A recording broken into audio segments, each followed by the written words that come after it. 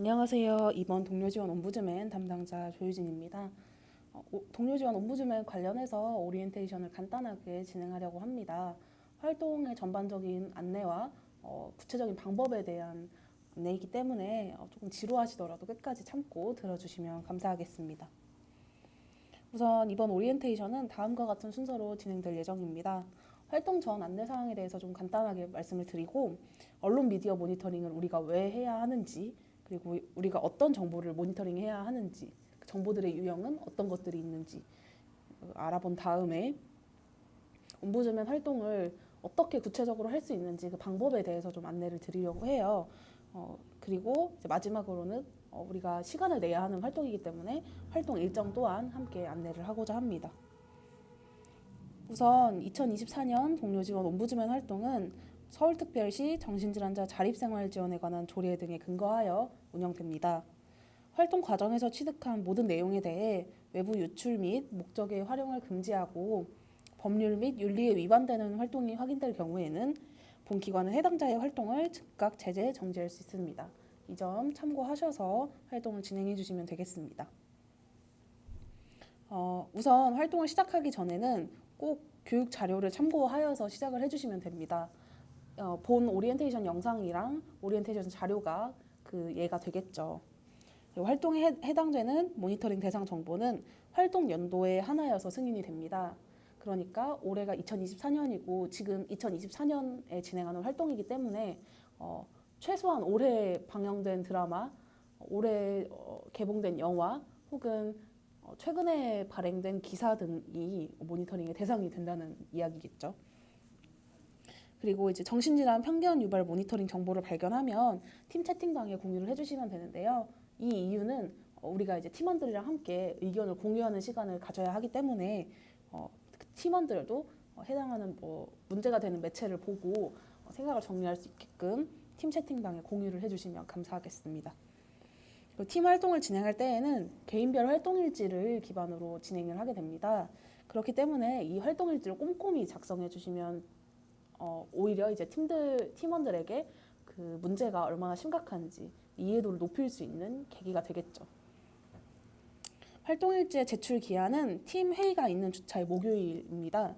그러니까 만약에 이번 주 토요일에 회의가 있다라고 하면 적어도 이틀 전인 목요일까지는 팀 그 개인별 활동 일지를 작성을 해서 제출을 해야 하는 거죠. 이 활동 일지는 카톡방에 자유롭게 제출을 해주시면 됩니다.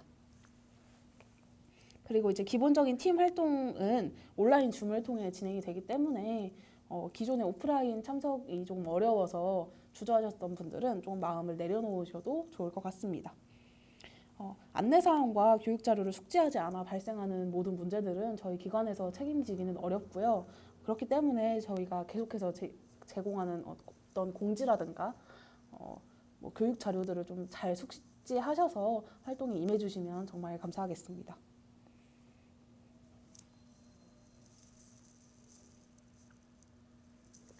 우선 언론 미디어 모니터링에 대해서 이야기를 나눠보는 시간을 가질 건데요.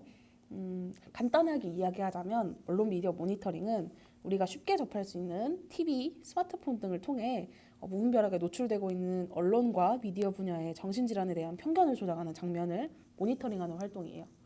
한마디로 전반적으로 우리가 매체를 훑어봐야 한다는 이야기죠. 우리가 뭐 드라마, 영화, 유튜브, 웹툰까지 다양한 매체들을 보고 그런 매체들에 대해서 솔직한 의견을 제시해 주는 것이 가장 중요한 포인트라고 할 수 있을 것 같아요.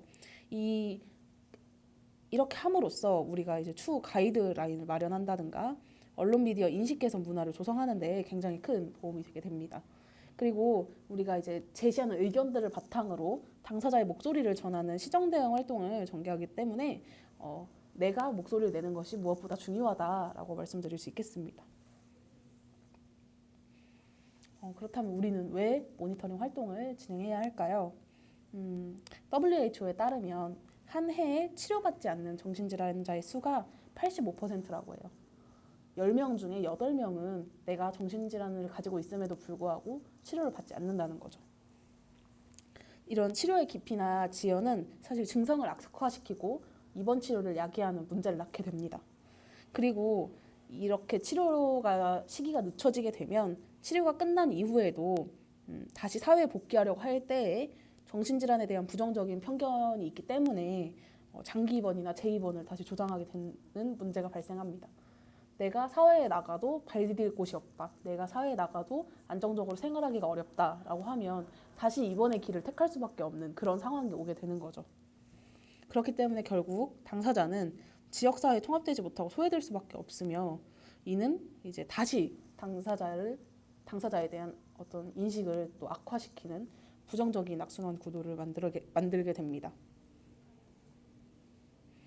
정신질환자 당사자 스스로 어떤 거부나 배제에 대한 자격지심이 생기게 되면 사실 내가 이렇게 거부당할지도 모른다는 두려움, 내가 배제당할지도 모른다는 어떤 그런 막연한 어떤 불안 이런 것들은 사실 대인관계를 위축시키게 되고 삶의 만족도도 저하시키고 직업 획득의 기회도 당연히 감소시키겠죠. 그렇게 되면은 결국에는 사회적인 경제적인 수입이 저하되고 내가 사회 구성원으로서 기능할 수가 없게 되는 거예요. 결국 이렇게 지위를 점점 상실하게 되는 어떤 흐름으로 이어지게 됩니다. 근데 정신질환자들이 경험하는 낮은 사회적 지지는 자존감의 저하와 함께 일상생활 능력이나 사회기술을 습득할 기회를 스스로 그리고 타의로 상실하고 박탈하게 만듭니다. 그리고 이로 인해서 정신질환의 재발과 재입원의 악순환이 계속해서 반복이 되는 것이죠. 여기서도 이야기했듯이 치료의 깊이와 지연, 그러면은 증상이 악화되고 입원 치료가 되고 장기 입원이 되겠죠. 그렇게 되면은 결국에는 당사자는 지역사회에서 소외되는 그런 위험이 커요. 그러면 이 사람이 소외되는 사람이기 때문에 부정적인 인식이 당연히 심화되겠고 이런 부정적인 인식은 다시 치료의 깊이와 지연으로 이렇게 계속 악순환 구조로 이제 반복이 되는 거죠. 사실 이제 한 연구에서는 10년간 국내 정신질환에 대한 보도 내용을 분석을 했습니다. 근데 정신질환자에 대한 부정적인 보도 비율이 확연하게 높았어요. 사실 대중은 정신질환에 대한 정보도 미약하고 내 주변에 정신질환을 가진 사람이 있을 거라고 상정하지 않기 때문에 언론 보도를 통해서 간접적으로 정신질환자에 대한 부정적인 경험을 하게 됩니다. 그리고 이제 정신질환자는 위험하다라는 인식을 가지게 되는 거죠. 실제로 이렇게 정신질환을 가진 범죄자에 대한 보도를 많이 접할수록 실제하는 위험성보다 더 과장되게 정신질환자에 대한 위험성을 인식하게 된다는 연구 결과도 있습니다. 여기에서도 제가 이게 예시로 든 기사 헤드라인인데요. 여기 보면 목요로 찾아가 교사찔은 20대 조현병 망상이 원인, 서현역 흉기난동 최원종 정신감정 신청 조현병 반려병 가능성, 정신질환이 부르는 묻지마 범죄 예방 정부 대책은, 존속살해 미수 사건 65%가 방치된 정신질환자 범인, 이런 식으로 정신질환과 범죄를 끝없이 연관짓는 어떤 언론의 프레이밍을 볼 수가 있는 거죠. 마인드포스트는 2022년부터 보건복지부 당사자 가족단체 지원 사업을 통해 언론 미디어 감시 옴부즈맨 센터 활동을 진행을 했습니다.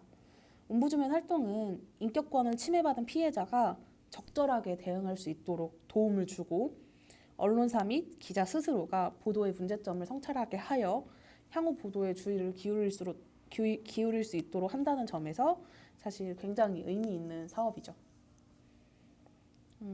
우리가 주변을 돌아보고 유튜브, 드라마, 영화들을 보면서 느낄 거예요. 사실 미디어는 대체적으로 정신질환에 대해서 부정적으로 묘사를 하고 있습니다.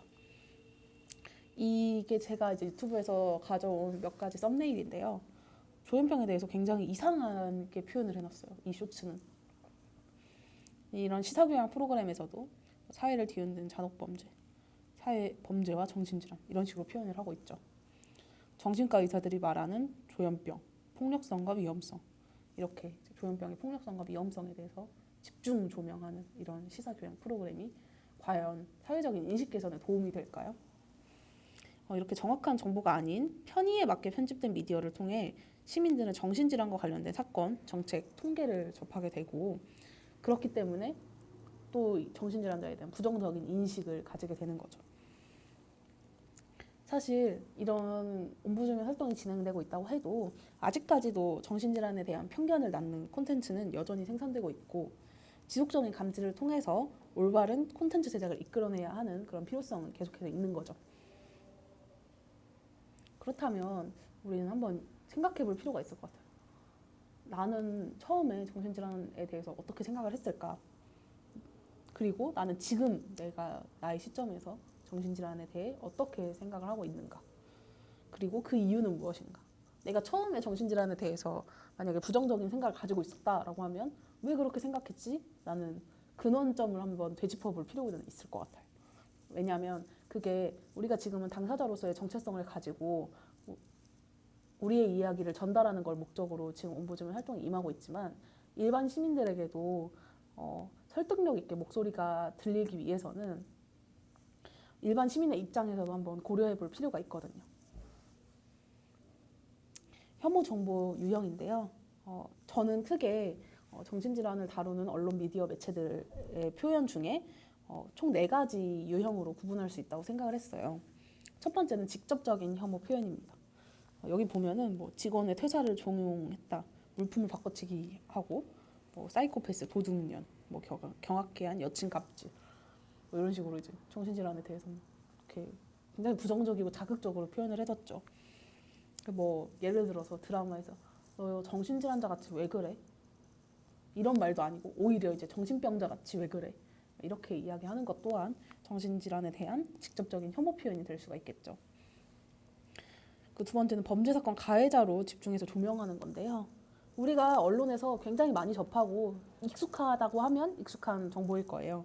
범죄 사건 가해자의 정신질환 병력을 이제 크게 강조하여서 정신질환과 범죄를 연관짓는 그런 프레이밍 또한 혐오 정보의 유형 중 하나가 되겠죠.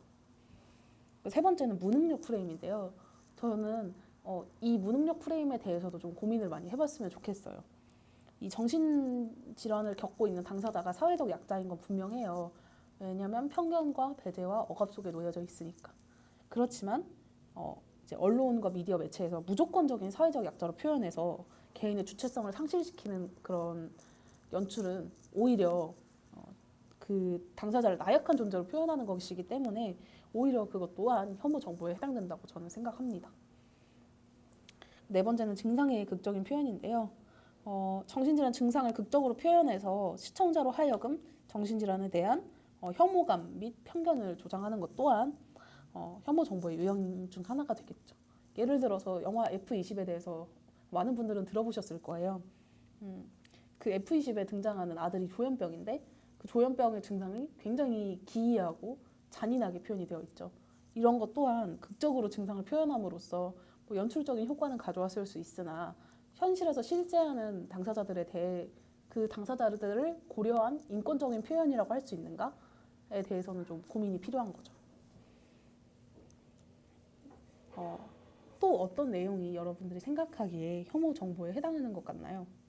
그리고 내가 봤던 편견을 조장하는 언론 미디어는 또 어떤 것들이 있나요?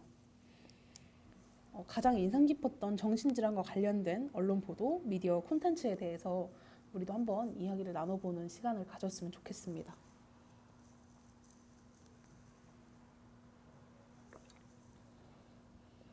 저 같은 경우에는 최근에 넷플릭스에 그 기생수 더 그레이라는 콘텐츠가 이제 발표가 돼서 1화에 정신질환에 대한 혐오 표현이 있다라는 소식을 듣고 그 콘텐츠를 한번 시청을 했던 경험이 있어요. 굉장히 잔인하지만 결국에 1화에서 하는 내용, 표현하는 내용은 주인공이 묻지마 살인을 당했고 그 묻지마 살인의 가해자는 알고 보니까 조현병이 있었다. 이렇게 딱 표현을 하더라고요. 이렇게 이제 묻지마 살인과 조현병. 이 조현병이라는 단어는 사실 굳이 들어갈 필요가 없는 단어임에도 불구하고 그 극 중에 그냥 삽입이 된 거거든요. 왜? 조현병, 묻지마 범죄는 굉장히 당연하게 이어지는 어떤 단어라고 생각하니까. 이런 것들이 저는 혐오 정보의 유형 중 하나라고 생각이 되고 제가 최근에 봤던 것 중에 가장 인상 깊었던 콘텐츠 중 하나였던 것 같아요. 네, 다음은 이제 옴부즈맨 활동에 대해서 구체적으로 안내를 드리려고 합니다. 네, 이거는 이제 옴부즈맨의 활동 흐름이에요. 처음엔 우리가 사건이 발생하면 개인별 모니터링을 이 사건에 대해서 진행을 하고 팀 회의를 진행한 후에 자문 요청서를 전달을 해요. 자문 보고서가 회신이 오면 뭐 시정 대응 방법이라든가 뭐 이전 회의에서 좀 더 그 디벨롭할 내용들을 좀 논의를 하고 시정 구제 활동을 진행을 하게 됩니다. 근데 이제 뭐 서현역 사건과 같은 좀 긴급한 사건이 발생했다 하면은 이제 사건이 발생하고 활동가들의 의견을 바로 취합한 다음에 바로 이제 자문 보고서 자문위원에게 자문을 해달라라고 요청을 하는 거죠. 그리고 이제 바로 시정 구제 활동을 진행을 하게 됩니다.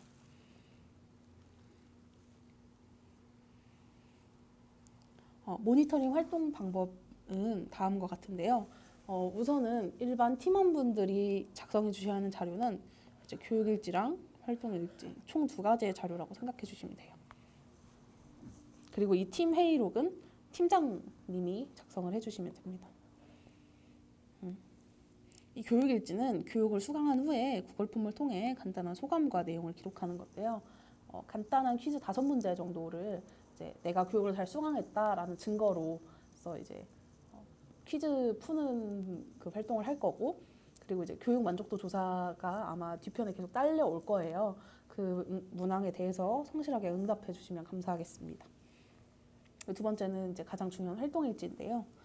앞서 이야기했듯이 이제 개인별 모니터링 내용을 이제 그 활동일지에 잘 녹여서 작성해 주시면 되는데, 특히나 여기에 이제 좀 더 많이 기록되었으면 좋겠다 하는 내용은 팀원들과 함께 이야기하고 싶은 내용, 그리고 나의 느낌 문천과 소감, 이런 것들이 좀 많이 녹아져 있었으면 좋겠다라고 말씀을 드리고 싶습니다. 우선 저희는 원래는 이제 2팀으로 활동을 하려고 했으나 아직 이제 팀원이 많지 않아서 언론 모니터링 방법을 먼저 말씀드릴게요. 첫 번째로 모니터링 매체를 선택해야 됩니다. 모니터링 매체는 총 3가지 정도가 있어요. 첫 번째는 포털 사이트가 있죠. 뭐 네이버, 다음, 구글 같은 곳에 그냥 이제 검색을 하게 되면은 이제 되는 거고, 2번째는 언론사 사이트가 있어요. 이거는 직접적으로 이제 신문사 사이트 안에 들어가서 정보를 이제 서치해서 찾는 그런 방법입니다. 대신에 이제 이 언론사 사이트에서는 우리가 보통은 온라인 뉴스를 많이 보잖아요. 이 온라인 뉴스 외에 지면 신문도 이 사이트에서 볼 수 있기 때문에 만약에 나는 지면 신문을 한번 참고해보고 싶다라고 하시는 분들은 언론사 사이트를 이용해보는 것도 좋은 방법일 것 같습니다. 3번째는 유튜브인데요. 요즘에는 각 방송사들에서 특히 이제 뭐 뉴스로 방영됐던 내용을 짧은 클립이나 쇼츠 등을 이용해서 이제 유튜브에 업로드를 하고 사람들이 보다 많이 그 뉴스를 볼 수 있게 하고 있죠. 그런 콘텐츠들도 모니터링의 대상이 되기 때문에 이 3가지 콘텐츠 방법, 그 3가지 모니터링 매체 중에 원하는 방법 1가지를 선택해서 모니터링을 진행해 주시면 되겠습니다. 이렇게 모니터링 매체를 선택하면 그 이후에 이제 검색어를 입력을 해야 되는데요. 편견을 조장하는 언론 보도에서 쉽게 사용하는 키워드를 같이 검색해주면 좋아요. 보통은 헤드라인부터 문제가 되는 경우가 많기 때문에 헤드라인을 위주로, 그 유튜브면은 그 제목이랑 썸네일을 위주로 해서 보면은 조금 더 쉽게 찾아보실 수 있습니다. 뭐 예를 들어서 정신질환 범죄, 정신질환, 조현병 범죄, 조현병, 조울증, 정신장애 범죄, 정신장애, 이런 식으로 저는 검색을 하고 모니터링을 찾는 편이에요. 3번째는 모니터링 및 일지 작성인데요. 모니터링하고 그 이후에 이제 개인별 활동일지를 작성해 주시는 활동입니다. 이 개인별 활동일지는 그 활동일지의 대상이 되는 어떤 기사의 링크라던가 이런 것들을 팀 채팅방에 공유를 해주시면 됩니다. 일지는 아까 말씀드렸던 대로 팀회의 이틀 전까지 제출하는 걸 원칙으로 합니다. 네, 팀회의 및 대응을 이제 하는데, 마지막으로 각 팀원이 올린 기사 링크를 우리는 팀회의 전에 미리 읽어보도록 할 거예요. 그렇게 해서 팀회의에서 기사 1-2개를 선정을 해서 좀 더 문제가 된다 싶은 그런 기사들을 선정을 해서 해당 기사에 대한 의견을 나누고 해당 내용으로 팀회의록을 작성하는 활동을 하게 됩니다. 2번째는 미디어 팀 옴부즈맨 활동 방법인데요. 첫 번째로는 영상 정보를 검색하는 거예요. 모니터링할 영상 콘텐츠의 정보를 검색 포털 사이트를 이용해서 확인을 합니다. 활동 기간 내에 상영된 국내 영화, 드라마, 시사교양, 예능 프로그램 등이 예시가 되겠죠. 방송도 좋고 OTT 자체 제작물도 좋아요. 그리고 두 번째는 영상 콘텐츠를 모니터링하는 거예요. OTT 플랫폼 혹은 방송 매체를 통해 영상 미디어 콘텐츠를 모니터링을 해줍니다. OTT 플랫폼 매체는 이제 자체 제작 콘텐츠를 특히 제작해서 배포하는 곳들이 있잖아요. 티빙, 왓챠, 넷플릭스, 웨이브, 디즈니 플러스 이런 것들이 있고, 방송 매체는 우리가 잘 아는 KBS, SBS, MBC 이것과 더불어서 JTBC나 TVN, 채널A 같은 종편 프로그램도 포함이 됩니다.